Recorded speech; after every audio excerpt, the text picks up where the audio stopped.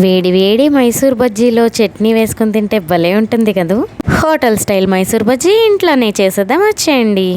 Hi friends, అందరూ ఎలా ఉన్నారు? Welcome to my channel RSK vlogs. ముందైతే ఈ వీడియోకి ఒక లైక్ కొట్టండి. దీనికోసం లోతుగా ఉన్న ఒక గిన్నె తీసుకుని ఒక కప్పు పెరుగు వేసుకోండి. అర స్పూన్ వంట సోడా, రుచికి తగ్గట్టు ఉప్పు, ఒక స్పూన్ జీలకర్ర కూడా వేయండి. ఇప్పుడు దీన్ని బాగా కలపండి. ఇలా కలుపుకుంటే దీంట్లో ఎయిర్ బబుల్స్ అనేది ఫామ్ అవుతాయి. ఇప్పుడు మనం ఏ కప్పుతో పెరుగు తీసుకున్నామో అదే కప్పుతోటి ఒక కప్పు మైదా పిండి కూడా వేసి బాగా కలపండి. పిండి కాస్త గట్టిగా అనిపిస్తే కొంచెం జార్ అవ్వడానికి కొద్దిగా నీళ్లు పోసుకోండి. ఎక్కువ నీళ్లు పోసుకుంటే మరీ ఎక్కువగా జార్ అయిపోతుంది. అప్పుడు మనకి పునుగులు అనేవి సరిగ్గా రావు. సో కొద్దిగా నీళ్లు పోసుకుంటూ కలుపుకోండి. ఈ పిండి మరీ పల్చగా ఉండకూడదు, అలాగని మరీ గట్టిగా కూడా ఉండకూడదు. ఇప్పుడు చూస్తున్నారు కదా, ఈ కన్సిస్టెన్సీలో ఉంటే సరిపోతుంది. ఇప్పుడు దీన్ని బాగా బీట్ చేయాలి. చేతి వేళ్ళు వెడల్పుగా చేసి నేను చూపిస్తున్న విధంగా ఒకే డైరెక్షన్లో బాగా బీట్ చేయండి. ఇలా చేస్తే పిండి అనేది బాగా కలుస్తుంది.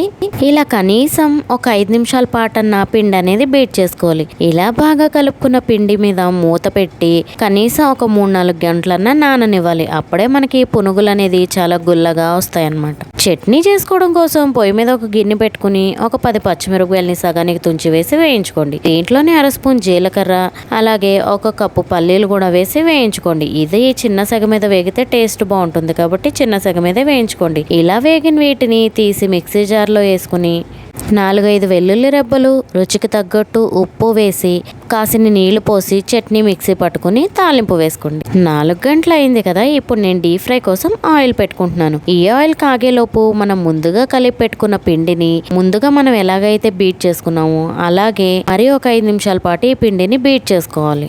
ఇలా ఎంత బాగా కలిపితే అంత గుల్లగా వస్తాయి. నేను దీంట్లో టేస్ట్ కోసం సన్నగా తరిగిన ఉల్లిపాయ, పచ్చిమిరపకాయలు కూడా వేస్తున్నాను. ఇవి బాగా కలిసేలాగా బాగా కలుపుకొని ఈలోపు నూనె కాగుంటుంది కదా, చెయ్యిని తడుపుకుని ఇంకా పునుగుల్లాగా వేసుకోవడమే.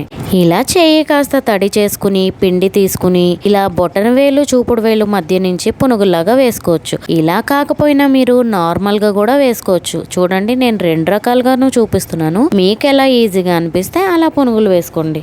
ఈ పునుగులు అనేది నూనె బాగా కాగిన తర్వాత మంటని మీడియం ఫ్లేమ్లోకి పెట్టి వేసుకోండి.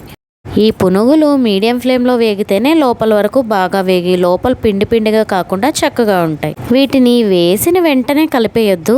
ఒక 5 నిమిషాలు వేగిన తర్వాత ఆ తర్వాత కలుపుకోండి. అప్పుడు పునుగు అనేది షేప్ మంచిగా వస్తుంది. ఇవి అన్ని వైపులా ఈవెన్ గా వేగాలి అంటే ఇప్పుడు నేను చూపిస్తున్నట్టుగా గరిటతోటి అలా అంటూ ఉంటే అన్ని వైపులా ఈవెన్ గా వేగుతాయి. ఒకవేళ పునుగులు నేను చూపిస్తున్న విధంగా రాకపోతే కొంచెం వంట సోడా వేసి కలుపుకోండి. ఇంకేంటి మరి, హోటల్ స్టైల్లో మైసూర్ బజ్జీ ఎంత గుండ్రంగా ఎంత కలర్ఫుల్గా వచ్చినాయో చూడండి. చట్నీ రెడీ, పునుగులు కూడా రెడీ. ఇంకేంటి, ప్లేట్లో పెట్టుకుని హ్యాపీగా టేస్ట్ చేసేయడమే.